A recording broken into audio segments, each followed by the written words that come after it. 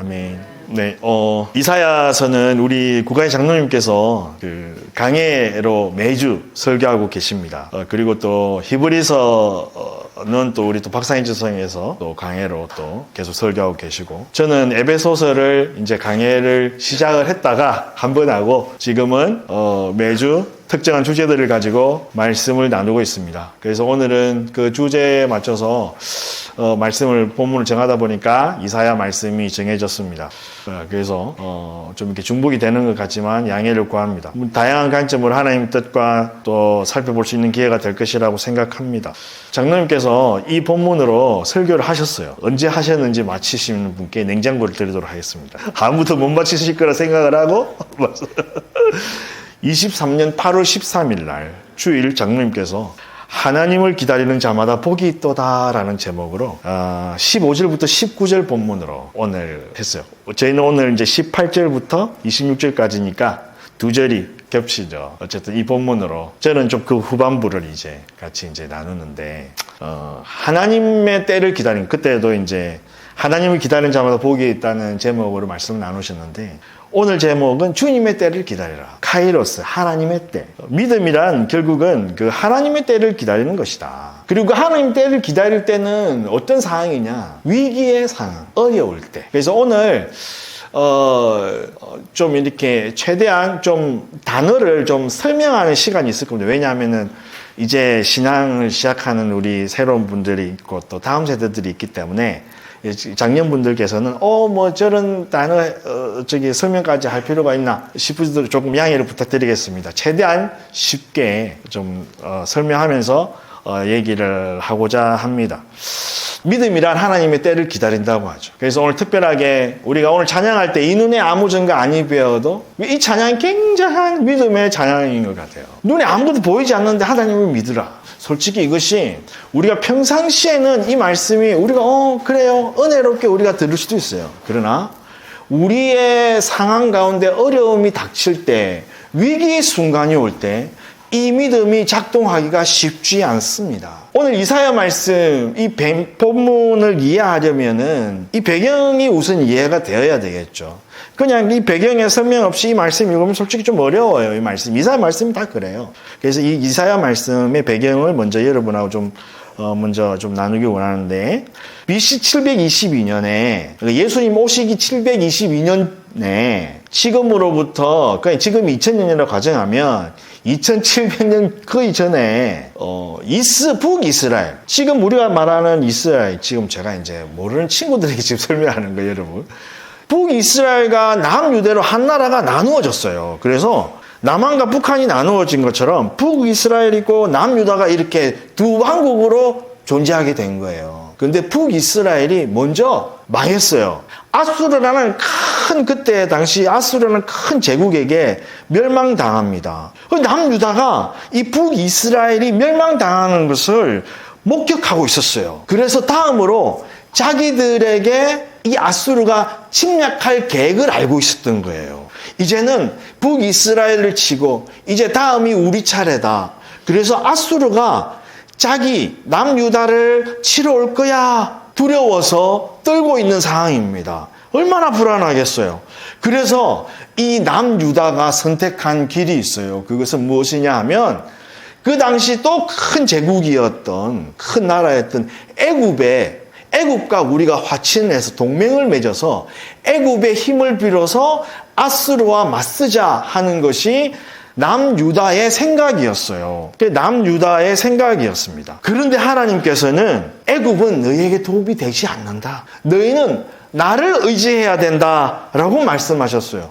그러나 유다 백성들은 그 하나님의 말씀을 믿고 싶지 않았어요. 왜? 당장 하나님이 눈앞에 보이지 않으니까요. 하나님께서는 그렇게 말씀하셨으나 우리가 하나님을 믿는다, 그 믿음, 눈에 당장 보이지 않는 하나님을 믿지 않아서 그들은 끝까지 우리가 애굽을 의지해야겠다라고 말하는 그런 말소리를 들려주는 예언자들, 자기 귀에 듣기 좋은 애굽하고 친하게 하세요, 이게 하나님의 뜻입니다 라고 말하는 예언자들의 말을 더 듣고 싶었던 것이죠.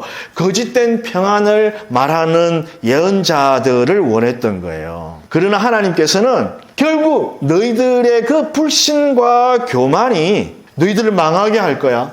내가 너희들을 징계할 거야. 심판할 거야. 그러나 이제 시작하는 거예요. 그러나 오늘 18절 그러나 그러나 여호와께서는 너희를 기다리신다. 내가 너에게 은혜를 베풀 거야. 너에게 긍휼을 베풀 거야. 회개하고 돌아오면 내가 너희를 구원할 거야. 그리고 너희를 치러 오는 그 아수르를 내가 심판할 거야. 그 내용이 27절부터 나오는 겁니다. 아수르를 내가 심판할 거야. 그러니까 너희들은 나에게 돌아오라. 지금 이 말씀을 얘기하고 있는 거예요. 27절부터 이제 유다를 위협했던 아수르 심판 내용이 있는 거죠. 남유다 앞에 큰 위험이 닥쳤어요. 우리 삶에도 남유다처럼 날마다의 위기가 있고 고난이 있습니다. 그때 하나님이 말씀하시는 거예요. 남유다에게 말씀하신 것처럼 여호와께서 기다리시나니 이는 너희에게 은혜를 베풀려 하심이요. 우리에게도 남유다처럼 성도의 삶에도 언제나 어려움과 위기가 있습니다, 여러분. 각종 위기와 위험이 항상 있죠. 모두에게 다 그게 있죠, 그죠? 우리 학생들에게는 학생들의 처지에 맞는 위험과 위기가 매 순간 존재해요. 우리 장년들은 더 말할 것 무엇이 있겠습니까? 다 있죠. 차마 남에게 말 못할 그런 사정들이 다 있으실 거예요. 어려움들이 있습니다.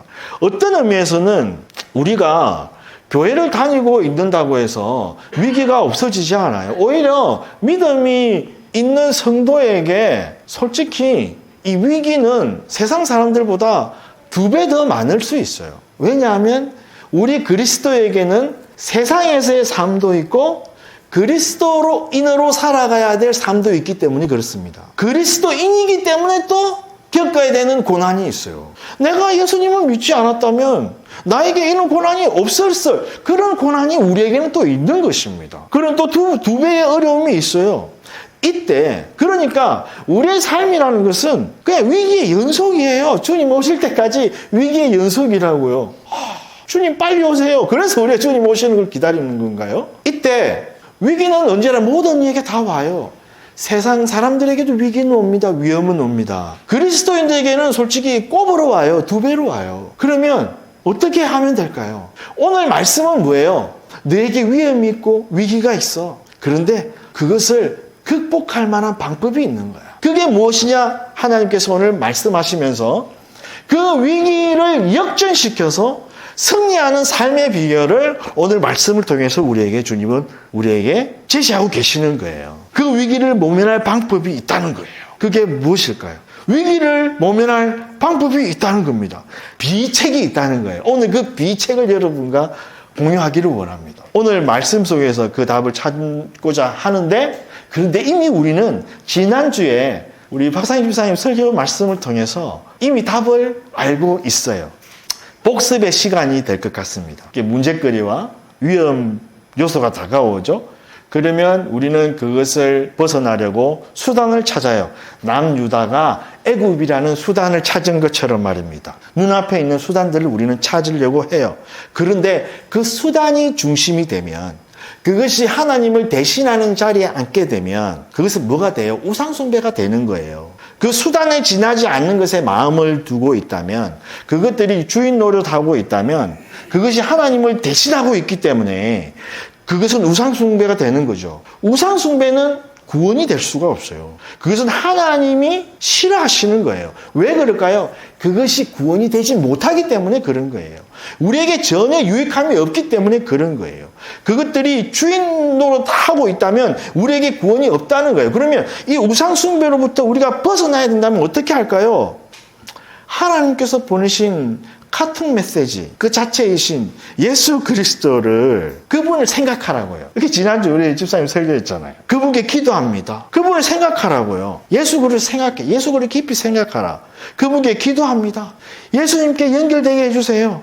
예수님이라면 이때 어떻게 하셨을까요? 제가 지금 마음에 여러 가지 복잡하고 분하고 상한 심령이 있어요. 감정이 막 어려워요. 이때 주님 이 감정을 어떻게 해야 될까요? 예수님 저와 함께 계시죠? 이렇게 물어보라고. 이걸 우리가 매 순간 연습하라고. 그것이 주님을 가까이 하는 거라고. 그래서 야고보서 4장 8절에는 너희가 하나님을 가까이 하라. 그러면 뭘 한다고요? 하나님께서 너희와 가까이 하시리라. 하나님이 우리와 가까이 하신다. 그 말은 뭐예요? 구원자이신 하나님이 우리와 가까이 하신다는 말씀은 우리에게 구원과 해결을 주신다는 의미 아닙니까, 여러분? 그것이 유튜브에서 진주 비전교회를 찾으시면 5월 18일 설교가 나옵니다. 23분 정도에 정리가 되어 있어요. 제가 깨알같이 이렇게 여러분께 말씀을 드리면 오늘 끝나고 나서 여러분 지난주 설교를 들으시면서 23분에 이런 요약이 나와요. 그러면 여러분이 삶에서 이 루틴을 실천하셔야 되죠. 그러면서 여러분 간증하는 거예요. 할렐루야. 이것이 우리 성도의 삶이죠. 이런 연습이 있는 거예요. 남유다에게 말씀하세요. 애굽을 의지하지 마. 나를 의지해. 그런데 남유다 백성들은 자기들이 듣고 싶은 말 듣고 싶었던 거예요. 애굽을 의지하는 것이 하나님의 뜻인 것처럼. 내가 생각하는 수단과 방법이 있어요. 만약에 제가 지금 제일 그냥 여러분들이 가장 이해하기 쉬운 이해를 드는 거예요. 비유를 든 겁니다. 제가 꼭 그렇다는 건 아니에요. 물론 꼭 그럴 수도 있죠. 네, 그냥 비유를 드는 거예요. 여러분이 이게 알기 쉽도록. 제가 돈이 없어요. 이것은 사실일 수도 있고 사실이 아닐 수도 있습니다, 여러분. 제가 돈이 없어서 지금 문제가 생겼어요. 그래서 제가 주님 앞에 기도하는 거죠. 주님, 많지도 않습니다. 10억만 주세요. 그러면 다 해결됩니다. 사천에 보니까 1등이 20번 이상 나온 로또가 있대요. 거기에 가서 제가 로또를 사겠습니다. 주님, 되게 해주세요. 이런 거예요. 그래서 꿈도 꾸게 해주시고 환상도 보게 해주시고 제가 기도하면서 살 테니 주님 여기에 기름 부어서 당첨되게 해주세요. 누가 저에게 당첨될 거라고 말했으면 좋겠어요. 다음날 장로님이 저를 만나셨는데 목사님, 로또를 사라는 주님의 음성이 있었습니다. 이런 말 해주기를 바랍니다. 한 번만 하면 안 되니까 다른 집사님도 저에게 이 말 해줬으면 좋겠어요. 혹은 로또가 아니라 어떤 누가 어떤 방식으로 저에게 이 모양 저 모양으로 이런 돈이 생겼으면 좋겠다. 혹은 저에게 이런저런 요행이 생겼으면 좋겠다. 근데 누가 내가 듣고 싶은 생각, 내가 하고 싶은 생각, 아니면 내가 꼭 뭔가 지금 돼야 되는 상황 있잖아요. 내가 예를 들어서 갑자기 좋은 조건으로 누가 좀 일 좀 해보지 않겠어요? 그렇게 힘든 일은 아닌데 제가 월급 이만큼 드릴게요. 잠깐만, 이 월급 받으면 어느 정도 해결되겠는데 이게 해결됐으면 좋겠다. 저는 이 방법을 막 고수하고 있는 거예요. 이 방법이 되었으면 좋겠는가? 내가 생각하고 있는 방식이죠. 내가 생각하고 있는 수단이죠. 그것이 어느 순간 중심이 되어버리는 거예요. 그것이 나를 가득 채우는 거죠. 그렇게 되었으면 좋겠습니다. 라고 하는 순간 그것을 말해주느니, 그것을 얘기해주는 사람의 말, 그것을 얘기해주는 어떤 유튜브의 메시지, 그것을 얘기해주는 어떤 재테크의 어떤 유튜브의 혹은 어떤 책의 어떤 말들, 이런 것들이 나에게 구원의 메시지가 되는 거예요. 나는 그런 것들을 취하는 거예요. 하나님이 아니에요. 하나님은 없어요. 그러나 하나님의 생각은 그게 전혀 아닐 수 있잖아요. 하나님께 물을 생각을 안 하는 거예요. 하나님께 물을 생각을 안 하는 거예요. 하나님으로부터 답을 찾으려고 하지 않아요. 그러면 사람이 어떻게 되는 줄 아십니까? 조급해집니다. 왜? 자기가 생각하는 방법대로 하나도 되어진 게 없으니까요. 조급해져요. 그러면 불안합니다. 염려합니다. 하나님께서 우리에게 이러지 말라는 거예요. 아니야. 내가 너에게 구원할. 그러면서 오늘 하나님 뭐라고 말씀하시는 줄 아십니까? 기다리라 하는 거예요. 기다리라. 무엇을 기다리라? 하나님의 때를 기다리라. 위기에서 극복하려면 무엇을 하라? 잘 기다려야 한다는 것입니다. 모든 범사에는 때가 있다는 거예요. 이 때는 누가 결정하냐? 하나님이 결정하신다는 거예요. 내 방법, 내 시간, 내 생각, 내가 어느 시점에 이때 이렇게 해야 됩니다, 하나님. 이때 이것이 일어나야 돼요. 하나님의 때가 있는데 우리는 사람의 때를 기다리는 거예요. 우리가 새로운 장소로 옮길 거예요, 여러분. 그러면 여기보다 더 넓은 장소가 될 겁니다. 솔직히 여기보다 더 넓은 장소가 되면 우리 오늘 오신 만큼 하면 너무 공간이 썰렁할 수도 있어요. 그래서 우리는 더 띄엄띄엄 앉아있을 수도 있어요. 더 넓게 보이려고. 그래서 우리는 옮기자마자 주님, 새로운 사람이 순식간에 우리가 100명 되게 해주시고 200명 되게 해주실 줄 믿습니다. 우리가 마음의 소원을 가질 수는 있죠. 우리 교회를 통해서 복음이 편만하게 온전히 증거되어지고 새로운 영혼들이 하나님의 말씀에 갈급되어져서 주님의 생명을 찾는 그것은 우리가 꿈꾸고 소원하고 기도하는 것은 너무나 마땅하고 우리가 이를 위해서 애써야 하는 것은 너무나 당연한 것이고 성도의 의무이기도 한 것입니다. 우리는 마땅히 이를 위해서 기도해야 됩니다. 그런데 당장 자리에 채워져야 하고 당장 수가 채워져야 한다 하고 우리가 생각하는 어떤 수준 적어도 이 정도는 이렇게 돼야 되지 않겠습니까 하는 우리의 사람의 계획이 있을 수 있잖아요. 솔직히 저도 계획이 있을 수 있잖아요. 그러지 않겠습니까 여러분? 맞죠? 저도 그랬으면 좋겠어요. 가자마자 갑자기 뭔가 많이 됐으면 좋겠어요. 그런데 여러분 하나님의 때가 있다는 거예요. 우리는 사람의 때를 기다리는 사람들이 아니라 하나님의 때를 기다리는 사람들이에요. 그래서 우리는 잘 기다려야 하는 거예요. 그러니까 위기의 순간이 올 때 우리는 잘 기다려야 합니다. 하나님의 때가 있다는 거예요. 그 카이로스. 왜 그렇습니까? 우리 주님은 신실하신 분이십니다. 약속에 변함이 없었어요. 아브라함은 그 하나님을 신뢰했어요. 그래서 아브라함이 믿음의 조상이 된 거예요. 위기에서 역전하고 극복하려면 오직 그리스도만 신뢰하고 그 때를 기다릴 줄 알아야 한다는 것입니다. 그런데 이 기다림이라는 이 기다림의 원어가 하카라는 말이 써있어요. 히브리 말 하카, 이 말 속에는 그냥 단지 시간을 보내는 게 아니라 그 가운데 말 가운데는 기대한다라는 말이 있다는 거예요. 그 기다린다는 말에 기대한다. 말 그대로 그냥 우리는 단순히 그냥 시간 흘려보내면서 막연하게 기다리는 것이 아니라 하나님이 반드시 이루어 주십니다 하는 그 때를 믿음으로 바라보고 기대하며 소망함으로 기다린다는 거예요. 이것이 바로 기다린다는 의미인 것입니다. 왜냐? 18절 바로 우리가 읽었잖아요. 여호와께서 기다리시나니 하나님이 먼저 기다리고 계시다는 거예요. 왜 하나님이 먼저 기다리시냐? 은혜 베푸시려고 긍휼 베푸시려고 기다리고 계신다는 거예요. 하나님이 먼저 기다리고 계신다는 거예요. 하나님께서 기다리고 계시기 때문에 너희도 기다리라는 말이에요. 이것은 확실한 말인 것이죠. 그래서 우리의 기다림은 기대가 있을 수밖에 없다는 거예요. 왜? 하나님이 준비하고 계시다는 거예요. 줄 거야 하나. 그러니까 우리가 그거는 그래요 하나님? 막연한 기다림이 아니라 우리의 기다림은 소망이 있고 흥분이 되는 거예요. 설렘이 있는 거예요. 그 하나님을 기다리는 거죠. 은혜를 베푸시려고 긍휼을 베푸시려고 먼저 기다리시는 하나님이 계시기 때문에 우리는 기다릴 수 있는 거예요. 그래서 위기의 순간, 위험의 순간이 딱 닥쳤을 때 우리는 뭐 한다고요? 기다리는 사람이다. 조급한 자들이 아니라. 두 번째, 주님의 섭리를 인정하는 사람들이다. 18절에 하나님께서 기다리시고 너희를 긍휼히 여기시려 하심이라 하면서 대저 여호와는 정의의 하나님이심이라. 그를 기다린 자마다 복이 있다. 이렇게 말씀하시는데 정의의 하나님? 이 정의의 하나님이라는 말씀이 왜 나왔을까?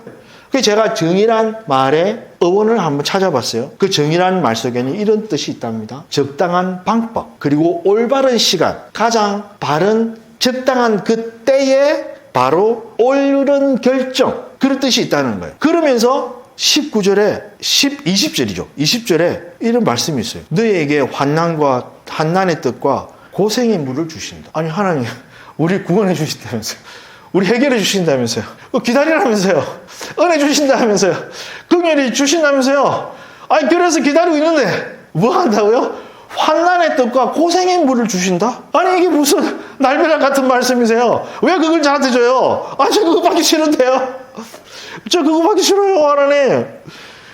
위기와 어려움, 혼란 때문에 우리가 지금 막 정신이 없는데 우리에게 환난의 뜻과 고생의 물을 주신 이게 무슨 말일까요? 여러분 우리가 신앙생활 하다 보면서 이 말씀 한번 나눈 적이 있는데 또 많은 목사님들이 혹시 메시지를 통해서 여러분도 아마 들으셨을 거예요. 고난은 위장한 축복이다. 축복이 이 변장해가지고 우리에게 나타나는 게 고난이다. 그래서 하나님께서 주신 고난을 그냥 의미 없이 받아들이지 마라. 그 고난은 너희를 축복하기 위한 하나님의 장치야. 아니 이걸 어떻게 이해하지? 그래서 나 이걸 어떻게 설명할까? 그래서 오늘 아침에 생각해서 이걸 어떻게 우리 준호랑 우리 석기한테 설명을 하지? 그랬어요. 아니 하나님이 구원하시고 하나님이 좋은 거 주신다고 약속해 주셨는데 아니 지금 환난의 뜻, 고난의 뜻과 지금 고생의 물을 주신다고? 지금 목이 마르 죽겠는데 달달한 탄산수나 사이다를 주시는 것도 아니고 지금 고생의 물을 주신다고? 이게 무슨 말이야? 생각했어요. 제가 깐난하게 해요. 그런데 옛날에 준원이가 칼을 가지고 놀았던 것처럼 막 칼을 가지고 놀고 싶어 해요. 그러면 그 부모가 그 칼을 가지고 놀도록 아이에게 내버려 두겠어요? 당연히 뺏겠죠, 그죠? 진짜 칼을 갖고 놀고 싶대. 안 되지. 절대 그러면 안 되지. 그런데 그 칼을 뺏었는데 막 때렸어요. 그 칼 내놔. 그러면 말을 해도 안 되고 얼려도 안 되고 달래도 안 되면 어떻게 해요, 여러분? 궁뎅이를 한 대 샥샥 때리지 않겠어요? 이 녀석아, 이건 위험해, 안 돼, 샥샥. 그러면 애기는 입장에서 어떻게 하겠어요? 나는 놀고 싶은데, 그 칼 가지고 놀고 싶은데 엄마는 나를 엉덩이를 이렇게 세게 때리네. 당장 아프고 힘드니까 이제 더 이상 칼을 달라고 할 수는 없지만 속이 상하고 힘들어서 막 울기도 하고 막 그래요. 이제 애기의 입장에서는 되게 억울하고 그럴 거예요. 내가 칼 가지고 놀고 싶다는데 왜 못 놀게 해? 근데 왜 엉덩이를 때려? 근데 일단 정신이 번쩍 들긴 했어요. 막 떼쓰고 하다가 엉덩이를 한 대 맞으니까 정신이 번쩍 들긴 했어. 아, 이거 갖고 놀고는 안 되겠구나, 일단. 뭔지를 모르겠는데. 근데 시간이 지나서 커보면 알게 돼요. 누구나 알게 돼요. 어린아이가 칼의 위험을 모르기 때문에 그래서 부모가 그 칼을 걷어간 거구나. 그때서야 아는 거죠. 마찬가지라는 거예요. 그래서 엉덩이를 한 대 딱 맞았잖아요. 그때 정신이 반짝 들었잖아요. 하나님이 주신 고난의 의미는 이런 의미입니다. 우리가 어려움이 오고 환난이 오고 위험이 닥치고 그러면 우리가 막 혼돈스러워요. 산만해져요. 우리의 방법 이거 해볼까 저거 해볼까 막 해요. 그러면서 엉뚱한 거 하려고 해요. 엉뚱한 거. 하나님 이거 주세요. 이거 해야 돼요. 이거 해야 돼요. 그때 하나님 해줘라 하니 탁 때려. 그럼 정신이 바짝 들면서 어떻게 해요? 하나님을 탁 보는 거죠. 영적인 초점들이 맞춰지기 시작하는 거예요. 이 환난의 뜻과 고생의 물이 의미하는 것은 모든 사람들의 크고 작은 어려움과 힘듦이 있지만 그 순간에 누구를 의지하라고요? 누구를 갈망하라고요? 예수님을 갈망하고 예수님을 바라보게 하는 거예요. 성령님께 집중하게 하는 거예요. 욥이 고난받기 전에는 내가 하나님을 듣기만 했는데 내가 고난을 받고 난 후에는 내가 하나님을 눈으로 보고 주님을 보았습니다. 주님을 경험했습니다. 라고 고백하면서 자기의 믿음이 업그레이드 되는 것을 찬양합니다. 고난의 의미는 이거예요. 하나님을 보게 하는 거예요. 하나님을 붙잡게 하는 거예요. 하나님을 더욱 갈망하게 하는 거예요. 그렇다면 그 고난은 나에게 유익이 되는 거예요. 그러면서 내가 주님을 붙잡는 순간 이제 하나님께서는 이제부터 너에게 뭐가 되는 거예요? 구원이 되시겠다. 그 약속을 성취하시는 거예요. 그런데 그 고난의 의미를 우리가 알지를 못해. 거기서 찾지 않아. 고난이 오고 어려움이 오는데 하나님을 붙드는 게 아니라 자꾸 더더욱 세상 이상한 방법, 이상한 것들을 잡으려고 해요. 그러면 결국 뭐가 되는 거예요? 그 고난을 통해서 우리가 붙잡아야 하는 이것을 붙잡아야 되는데 예수 그리스도를 붙잡아야 되는데 이것을 붙잡지 않고 계속 음하게 고난만 당하고 있는 거야. 그럼 여러분 우리 이거 시쳇말로 뭐라고 해요? 개고생인 거예요. 그냥 고생으로만 끝나는 거예요, 여러분. 우리는 개고생하는 사람들이 아니에요. 그리스도인은 그래서 복받은 사람들이에요. 세상 사람들은 이것을 모르기 때문에 고난을 당하면 그냥 고난을 당해버리는 거예요. 고생 당해버리는 거예요. 왜 주님을 찾을 수 없으니까요. 그런데 고난을 당하는데 주님을 봤어요. 그 사람 복된 거예요. 왜? 그 사람에게는 구원이 임하는 거니까요. 주님이 그 약속을 성취해 가실 거니까요. 아, 주님을 더 붙잡을게요, 주님. 그래서 여러분, 고난 중에 우리가 더 주님께 붙잡아야, 더 매달려야 되는 거예요, 여러분. 우리 마음을 시원케 하시면서 우리를 그 문제에서 해결하시고 극복케 하신 하나님을 우리는 경험하는 거예요. 우리 크고 작은 어려움도 있어요. 나 왜 이렇게 억울함 당하지? 왜냐면 이렇게 손해를 당하지? 왜 주님 제가 이런 험한 꼴을 당해야 됩니까?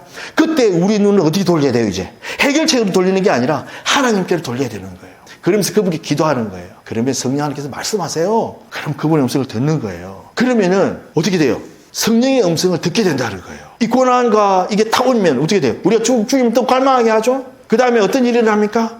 우리가 주님을 바라보는 주님을 붙잡으려고 하잖아요? 그러면 성령의 음성이 우리에게 들려진다는 거예요. 너희가 오른쪽으로 치우치든지 21절입니다. 너희가 오른쪽으로 치우치든지 왼쪽으로 치우치든지 너희 뒤에서 말소리가 내 귀에 들려 이르기를 이것이 바른 길이니 너희는 이리로 가라 할 것이며 하나님 그 길을 정확하게 가르쳐 주신다는 거예요. 성령의 음성이 들려야만 우리는 위기를 극복할 수 있습니다. 왜요? 성령 하나님께서 정확하게 그 길을 가르쳐주고 계시기 때문입니다. 위기에 있을 때마다 하나님은 자신의 이름을 위해서 당신의 백성들을 의의 길로 인도하시는 분이십니다. 이 성령을 체험한다.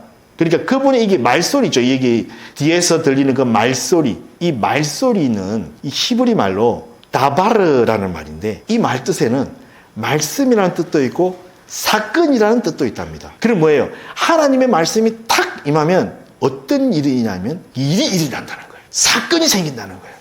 우리가 전혀 생각지도 못하고 예상하지도 못한 사건이 일어나서 우리를 해결해 준다는 거예요, 여러분. 이것이 신비인 것입니다. 이건 흥분되는 일 아니에요, 여러분. 이걸 우리가 경험하고 가자는 거예요. 그러니까 환난을 당하냐, 환난의 뜻과 고생의 물이 우리에게 그냥 의미 없는 게 아니라는 거예요. 유익이 있다는 거예요. 우리는 완악하고 게으르고 무감각해요. 우리의 상태가 그래요, 여러분. 저도 주일날 그냥 교회 와서 예배 드리고 앉아있는데 그냥 빨리 이 시간이 그냥 확 지나가 버렸으면 좋겠습니다 라고 하는 그런 주일도 1년에 한 번은 있어요. 저도 그래요, 여러분. 여러분도 마찬가지시죠? 하나님께 기도하기도 싫고 말씀 읽고 주님 앞에 머무르는 것도 짜증나고 그럴 때 있잖아요. 그렇죠? 얼마나 많겠습니까? 말씀이 떨어지면 사건이 일어난다는 거예요. 그러면은 우리는 그걸 경험한다는 거예요. 근데 우리는 완악해요. 게으르고 무감각해요. 그러니까 환난의 뜻과 고생의 물이 우리를 곽승하게 하는 거예요. 그러면서 우리가 참 구원의 복을 누리도록 우리를 이끌어가는 거예요. 그러면 이 고난은 뭐예요? 가장된 가면을 쓴 축복이 맞는 말이죠. 그리스도인에게는. 그런데 이 고난의 의미를 모르면 뭐예요? 그냥 그 고난은 그냥 개고생 되는 거예요, 여러분. 여러분 개고생 하랍니까? 참 축복을 누리실랍니까? 오늘 결정하십시오. 그러면 우리에게 어떤 일이 일어나냐? 우상을 향해 나아가라. 우리를 붙잡고 있던 내가 바라보고 있던 그 우상, 수단, 목적, 방법 그것들을 바라보는 것들을 가감하게 나가! 이 세 번이야 우리 그 새 한글 성경 찾았잖아요. 제가 그 성경을 다시 봤어요. 그 성경에는 뭐라고 나온지 아십니까? 오늘 이 말씀 22절 또 너희가 너희 조각한 우상에 입힌 은과 부어 만든 우상에 올린 금을 더럽게 하여 불결한 물건을 던짐같이 던지며 이르기를 나가라 하리라. 이 나가라 하리라 이걸 뭐라고 하냐면 꺼져! 이렇게. 이건 제가 하는 말이 아니라 그 새 한글 성경에 그렇게 번역되어 있어요. 제가 여러분 그렇죠. Go away. 야 되게 있어 보인다. Go away 하니까. 그 새 한글에는 꺼져. 제가 수단과 하나님 나 이거 칼 나 이거 해결. 그거 참 구원 아니야. 애굽 그거 참 구원 아니야. 그런데 나 여전히 붙잡고 있어. 근데 하나님의 음성이 들려와. 하나님의 때를 기다리는 사람, 성령의 음성을 들은 사람은 그 우상을 어떻게 한다고요? 버려버린다는 거예요. 그것도 의지하지 않는다는 거예요. 그 상태가 어떤 상태냐? 하나님으로 만족한 상태가 된다는 거예요. 여러분, 사람이 솔직히 이것은 물질에 관한 얘기이기도 합니다. 왜냐하면 우리는 물질이 있어야 되는 사람들이죠. 그런데 여러분, 인색한 사람이 어떤 사람이 인색한 줄 아십니까? 하나님으로부터 만족함을 얻지 못한 사람들이 인색한 사람들이에요. 그 인색한 사람은요, 가난한 사람도 인색한 사람이 될 수 있고요. 부한 사람도 인색한 사람이 될 수 있어요. 우리는 부자 스크루지라는 이야기를 생각하면서 부자가, 구두쇠가 돈이 많은 사람들이 인색하다 이렇게 생각하죠. 아닙니다, 여러분. 돈이 없어 가난한 사람도 마음이 매우 인색할 수 있어요. 저는 그 사실을 제 스스로를 보면서 알았어요. 하나님으로부터 만족되지 않으면요, 제 손에 짊어져 있는 그 5만 원, 그 만 원이 부들부들 떨려서 내려놓지 못해요. 못 내려놓습니다. 마치 그 한 장 없으면 죽을 것처럼 생각해요. 그렇게 생각해요. 부자는 할 말 뭐 더 하겠어요? 마찬가지. 부자는 부자대로 인색해요. 가난한 사람은 가난한 사람도 인색해요. 왜 인색하고 그런지 아십니까? 하나님으로부터 만족함이 없기 때문에 그래요. 여러분의 헌금이 왜 인색합니까? 하나님으로부터 만족함이 없기 때문에 그렇습니다. 저의 헌금 생활이 왜 인색합니까? 제가 소유가 제 어떤 그 물질이 그만큼 많거나 적거나요? 저에게 한 달에 1,000만 원이 생기면 제가 하나님께 헌금을 그만큼 더 많이 할까요? 제가 하나님으로부터 만족하지 않으면 그것도 저는 부족하다 말하고 내려놓지 못할 거예요. 사람이 그렇습니다. 저 자신을 보니까 그렇더라고요.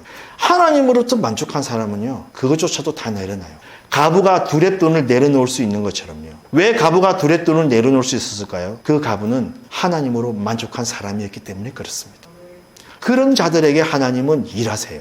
하나님께 우리가 풍성해질 때 하나님이 우리를 풍성하게 하시는 것은 내가 하나님께 그만큼 내어놓았기 때문에 하나님이 우리를 풍성한 게 아니라 나의 만족은 하나님입니다 하는 이 신앙의 고백이 있으니까 내가 갖고 있는 이 우상, 이거 없으면 안 되겠습니다. 하나님, 이거 없으면 안 되는 거예요. 이거 하나님부터 중요해요 하는 것들 꺼져! 라고 버려버리는 상태가 되어버렸을 때 참 만족을 누리는 자들에게 하나님은 그 위기를 극복하게 하신다. 이 말씀이 그거예요. 참 만족을 누린 자들에게는 은과 금으로 덮인 그것들을, 가치 없는 것들, 불결한 것들로 그냥 내어버리게 된다는 거예요.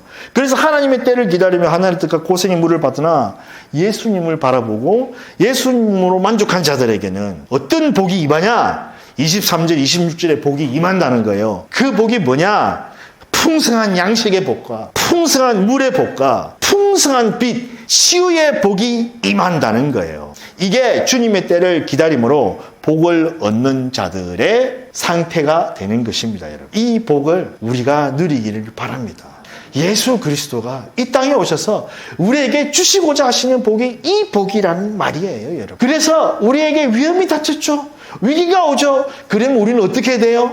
우리의 수단과 우리의 방법이 애굽을 바라보는 것이 아니라 하나님을 바라보는 거예요. 그러면서 기도하는 거예요. 그러면서 갈망하는 거예요. 그러면서 찾는 거예요. 그러면서 성령의 음성을 듣는 거예요. 그러면서 나가는 거예요.